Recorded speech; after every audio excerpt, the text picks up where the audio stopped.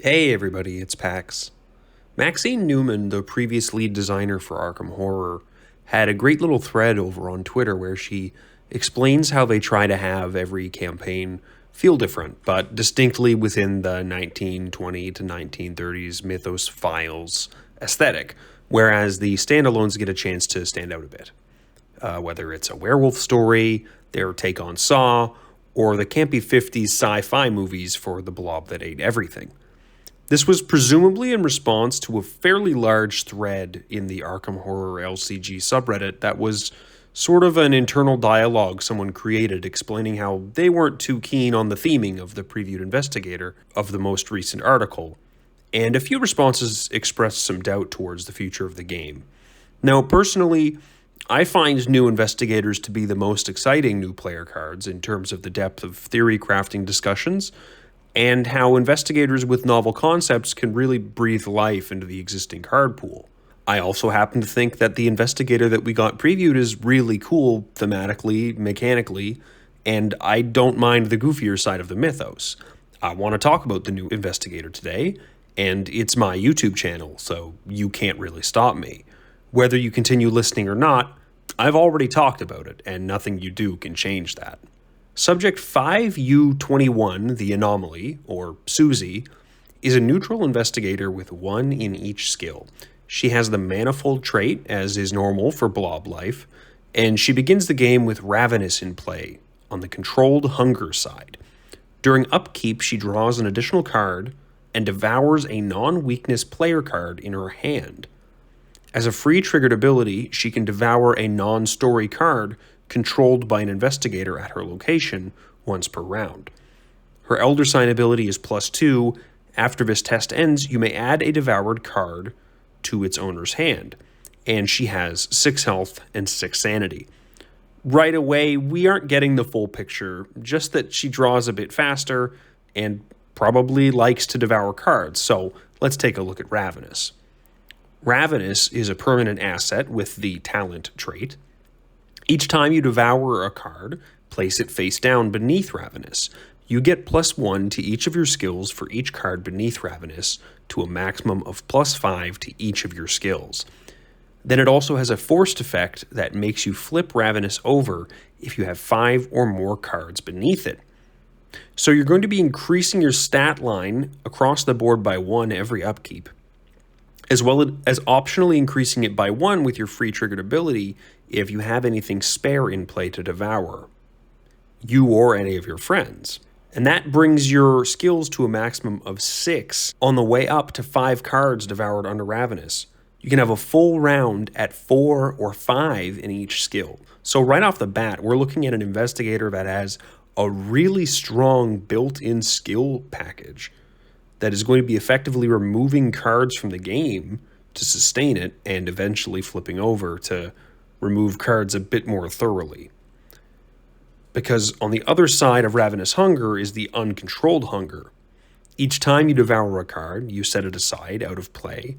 You get +1 to each of your skills for each card beneath Ravenous to a maximum of +5, and the forced ability says at the end of your turn, devour a non-story card beneath Ravenous or controlled by an investigator at your location. If there's nothing beneath Ravenous, flip it over. So you're still buffed up from all you ate when your hunger was controlled, but newly devoured cards are no longer fueling Ravenous, they're instead being set aside. And also, in order to sustain that skill boost you've been building up, you need to keep feeding the beasts. You need to keep feeding yourself cards either from your own or your friends' play areas.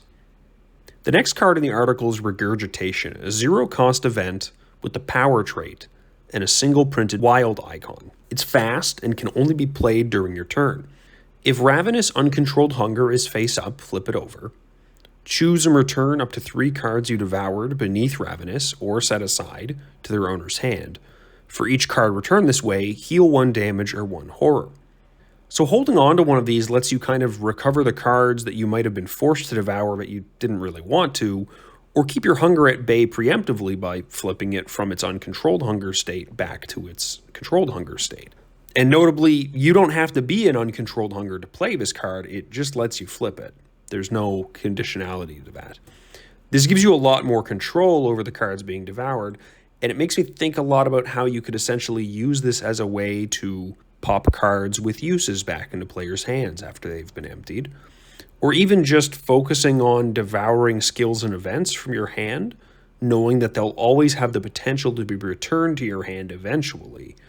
Next is Reality Acid, which is a weakness with the power trait. Revelation: if Ravenous Controlled Hunger is face up, flip it over. You devour a random aspect of reality, reveal a random chaos token from the chaos bag, and consult the Reality Acid reference chart to determine what you devoured. Alongside this is obviously the Reality Acid card for Suzi that results in her devouring anything from an enemy to all events from each investigator's hand. In a vacuum, it's going to be hard to determine just how difficult of a weakness this will be to navigate.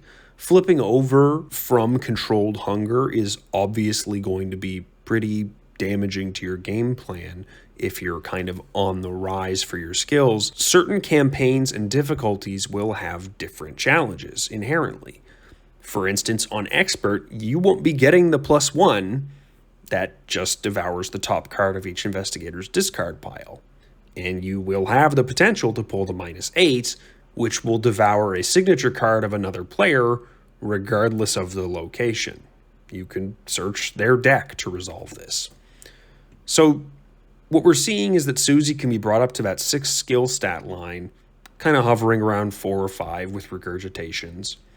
But getting there and staying there requires bouncing cards in and out of the game to sustain it.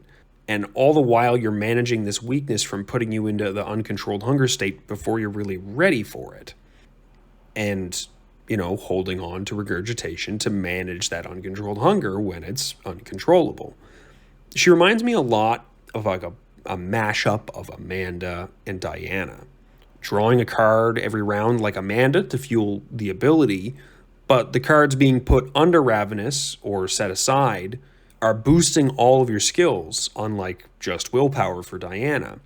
It also makes me think about how Diana uses her Twilight Blade to bring things in and out of play, reuse things that have already been used.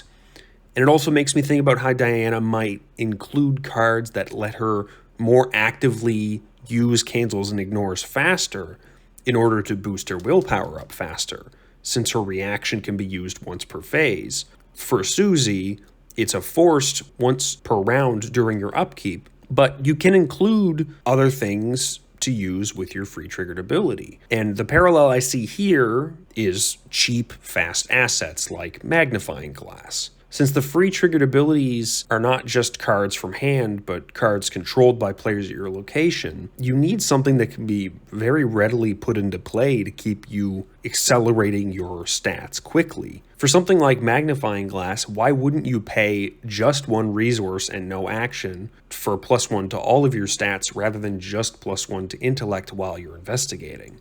So we've sat with this knowledge for a few days, but now we get to see her backside to get the full picture and bring it all together. Her deck size is a massive 50 cards. She can purchase neutral cards, level 0 to 5, and cards from any class level 0. Her deck building requirements includes 3 copies of her signature event, Regurgitation, 3 copies of her signature weakness, Reality Acid, and 2 random basic weaknesses. She has an additional deck building restriction that does not allow her to include permanents other than story and signature permanents, and she has the requirement that she must include a minimum of 7 cards from each class. The final aspect of her deck building is her additional upgrade rules, which is probably the single coolest thing in her whole kit and really what brings her together for me as an investigator. After each scenario ends, separate each card you devoured, beneath Ravenous and set aside, by class. Before the next scenario in this campaign, you may spend experience to purchase or upgrade cards of any level from the class with the most devoured cards. If there's a tie, choose one. So devouring cards isn't only just about balancing how you get your stat line maintained during the scenario, but it's also about what you can even invest your experience into after the scenario. I can already see people really clinging to the idea that she's going to have the largest pool of cards that can be potentially included in her deck. And that's true. She will technically have access to level 0 to 5 of every class. But she can only upgrade from one class between each scenario, and which class she's permitted to upgrade from is going to be subject to a lot of factors that are difficult to control. First, obviously, your deck needs 7 cards from each faction, which means 35 of the 50 cards are going to be necessarily from different classes, and so there will be quite a bit of variance on what you see every game from your deck.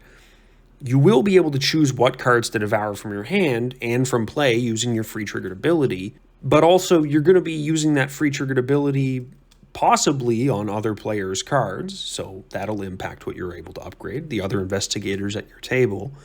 And your reality asset is probably going to be forcing you to put a bunch of devoured cards from other classes that maybe you don't really have any interest in spending experience on. Regurgitation could be a really good tool to hold on to until the mid or late game in a scenario to try to tailor the devoured cards and tailor that class that you prefer to upgrade into. But given the large deck size and the overall impetus to get your skills boosted quickly, it might be tricky to hold on to regurgitation for this purpose instead of needing it to manage winning the scenario, getting tools back that you actually need.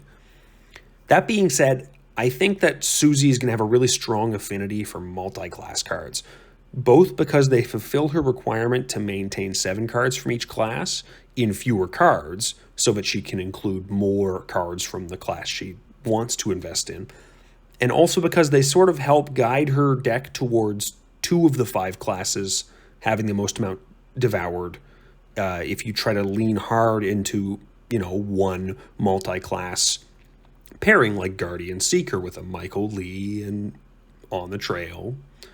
Or you could focus really hard on just one class. You could bring every Mystic multi-class card that we've seen so far, and suddenly you have an awful lot of Mystic cards that could result in you getting your experience to go towards Mystic cards. The last thing I want to mention is the deck building restriction that she can't take permanent cards. And I know a lot of people are probably going to look at that and think it's a major bummer, but I feel like it's such a clever mechanical and thematic marriage of who Suzi is. Who else would be unable to take permanent cards than an otherworldly creature that is by its nature impermanent and constantly changing and has adapted to human life? Obviously, it's a bummer you won't be able to pack Studious and Another Day, Another Dollar. But to me, this is like a deck building restriction that just makes a ton of sense with who this character is supposed to be. So yeah, I think that Suzi is going to be an extremely interesting character that's going to be really tricky to pilot, probably a little inconsistent from the deck size and weakness count, and require some serious piloting and planning to get a, intentional build from. But undoubtedly strong with the potential for a bunch of turns in a row with 4, 5, or 6 in every skill. If you've ever played any of those red-gloved man recursion decks before, you will know exactly what I'm talking about. It sounds like your experience expenditure is maybe going to end up being a little more tactical from scenario to scenario rather than having some preset game plan. And I think that the theme that Fantasy Flight Games committed to on Blob and the Blob eating everything else shows a really great amount of versatility in the vision of what this game can be. Thanks very much for watching, and I'll see you next time.